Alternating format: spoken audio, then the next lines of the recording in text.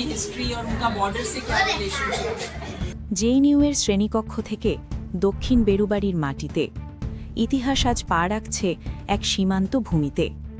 আজকের এই বিশেষ প্রতিবেদনে আমরা কথা বলবো এক এমন সফরের যেখানে বিশ্ববিদ্যালয়ের গবেষণা মিশে যাচ্ছে সাধারণ মানুষের জীবিত স্মৃতির সঙ্গে। জওহরলাল নেহেরু বিশ্ববিদ্যালয়ের বিশিষ্ট ইতিহাসবিদ ও অধ্যাপক ড মনিকা দত্ত আগমন করছেন উত্তরবঙ্গের সীমান্তবর্তী অঞ্চল দক্ষিণ বেরুবাড়িতে। এই সফর শুধুমাত্র একটি একাডেমিক ভিজিট নয়, এ এক ইতিহাস পুনরুদ্ধারের প্রয়াস, যেখানে গবেষণার ভাষা মুখোমুখি হচ্ছে মানুষের অভিজ্ঞতার সঙ্গে। জলপাইগুড়ি জেলার এক বৈচিত্র্যপূর্ণ অঞ্চল দক্ষিণ বেরুবাড়ি, যা সীমান্তে অবস্থান করলেও ইতিহাসের মূল স্রোত থেকে কখনো বিচ্ছিন্ন ছিল না। অধ্যাপক মনিকা দত্ত এখানে এসে আলোকপাত করবেন এই অঞ্চলের বহুস্তরীয় ইতিহাসে। দেশভাগ পরবর্তী সীমান্ত নির্ধারণ, ভূখণ্ড ঘিরে রাজনৈতিক টানাপোড়েন এবং প্রজন্মের পর প্রজন্ম ধরে মানুষের বহন করে চলা স্মৃতি ও অভিজ্ঞতায়।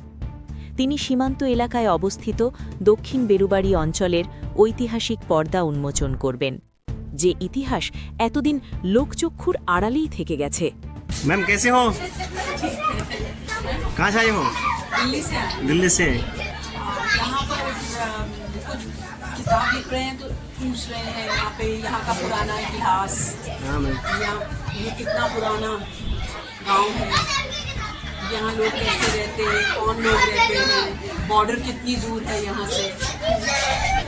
हम हिस्ट्री पे लिख रहे हैं ये नॉर्थ बंगाल की हिस्ट्री, नॉर्थ बंगाल के डिस्ट्रिक्ट्स की हिस्ट्री और उनका बॉर्डर से क्या रिलेशनशिप है, हाँ मैम। तो बॉर्डर के साथ कैसे जुड़े हुए हैं, बॉर्डर में ये बॉर्डर से क्या उनके ऊपर प्रभाव पड़ा बॉर्डर का।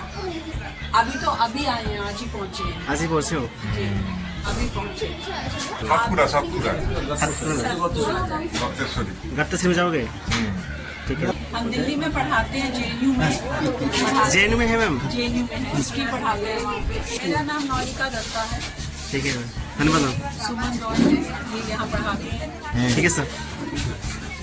দক্ষিণ বেরুবাড়ির ইতিহাস শুধু রাজনৈতিক নয়, এই ইতিহাস ব্যক্তিগত, পারিবারিক এবং গভীরভাবে মানবিক।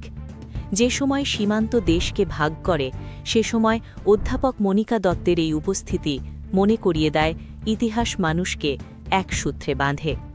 কিন্তু পরিশেষে একটি প্রশ্ন থেকেই যায়।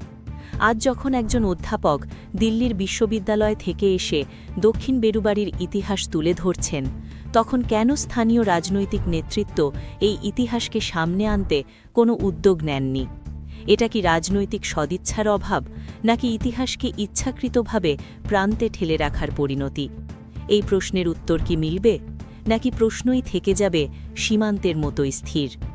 চোখ রাখুন এসবিপি নিউজে।